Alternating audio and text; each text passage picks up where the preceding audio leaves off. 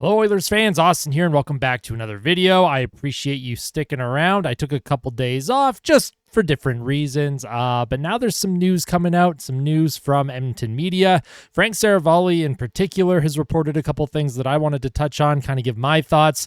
It sounds like the Oilers are trying to make some kind of a deal before training camp that's more than just a PTO. So obviously they're looking at the trade market. They're looking to acquire another right-handed defenseman or a D-man that can play the left or right side. I touched on this in my last couple of videos about the Oilers' defensive depth. If there are any injuries in season, it's going to be pretty tough to cover that long term. So obviously the Oilers are looking at all options. I also want to quickly mention the Leon Draisaitl contract situation. Frank Seravalli mentioned something very interesting today that was tweeted out on Oilers Now, and I did want to touch on that. I'm not too worried, but I'll show you the quote and then we can kind of discuss it. If you end up enjoying today's video, make sure you hit like. If you end up really liking it, make sure to subscribe. We have tons of Oilers content on the way here. We're just a couple weeks away from the rookie tournament in Penticton, which I'm very excited to cover. So let's jump into the video. So the recent headlines and news updates. Brendan Escott from 630 Ched.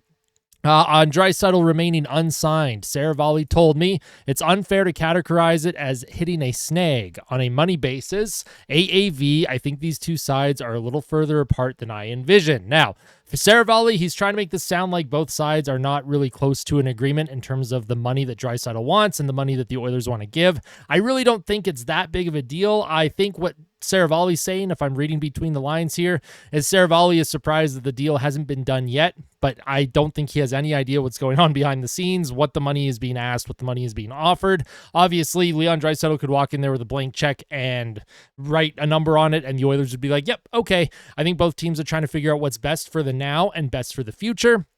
And don't worry, Draisaitl is going to be signed before training camp opens. That I have no doubt about. But it is interesting that Seravalli did say that on 630 Ched this morning, so I did want to mention that. And then Seravalli adding on the Oilers' defense, also said on Oilers Now this morning, there are other things Edmonton is looking at, including a potential trade that could shake things up a little bit more than just the pro tryout route. It wouldn't have to wait until training camp. So again, Seravalli, where there's smoke, there could be fire somewhere, and I've seen a few other reports, of course, unconfirmed reports, that the Oilers have been targeting Dante Fabbro out of the Nashville Predators, who's been rumored to be, kind of in Oilers trade talks in the past. And a Dante Fabbro, I think he would look really, really, really nice next to a Darnell Nurse. So if the Oilers managed to snag Fabbro out of Nashville, I would be a very happy camper. I like Dante Fabbro a lot, but obviously, again, that report is unconfirmed. The only thing that is confirmed is that it does seem like the Oilers are going after defensemen right now. And then David Staples, he also reported on Seravalli from yesterday. Oilers should think about offer to Tony DeAngelo, said Frank Seravalli, and I wholeheartedly agree. Still in his prime, just one season away from being a 40-points guy. Now, David Staples, I don't agree with anything that guy says, and Frank Seravalli, again, he's one of those reporters that I just don't really agree with on a lot of their points. I don't know in what world the Oilers would ever want to bring Tony DeAngelo into this lineup unless you want to bring someone that will have a ton of baggage and is hated by most fans and most players that he's played with. I really don't like Tony DeAngelo either. He's a terrible defenseman. We're going to kind of go over some of DeAngelo's numbers here. It's Tony DeAngelo? Yeah, no, thank you. Since 22-23 at 5v5. This is regular season stats. Corsi 4, 50.1%. That's fine. Shots for percentage, 50.9%. Again, that's fine.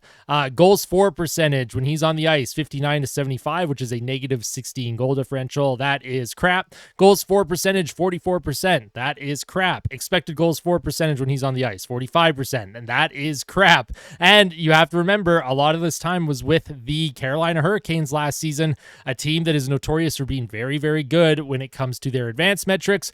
Tony DeAngelo, he wasn't even good in a Carolina system where everyone looks good in the advanced metrics. So expected goals for 45%, scoring chances for 46%, high danger chances for 45.5%, high danger goals for percentage 44.6%.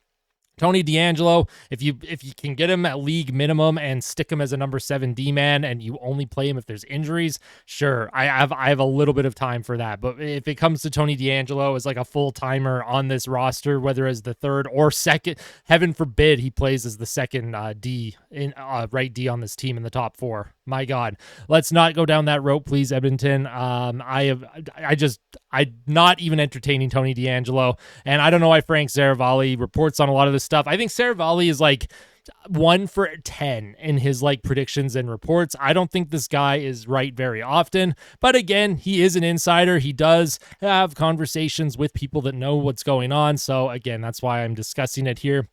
Now, obviously, this video is not to, rag on the insiders. It's not to make fun of Seravalli and his reporting. Obviously, if there wasn't anything there, I wouldn't have even made a video on it today. I just thought I would talk about a couple of the things that have been going on, especially with Draisaitl as well, and see what you all think. What do you think the Oilers should be prioritizing right now? Do you think they should still be prioritizing a trade to improve their defensive depth? Do you think they should just try and get Draisaitl signed, get into training camp, and just see what the guy's got? Let me know all of your thoughts in the comment section below. As always, make sure you hit like, make sure you hit subscribe, and tell someone that you love them, and I'll see you in the next one, Oil Country. Take care.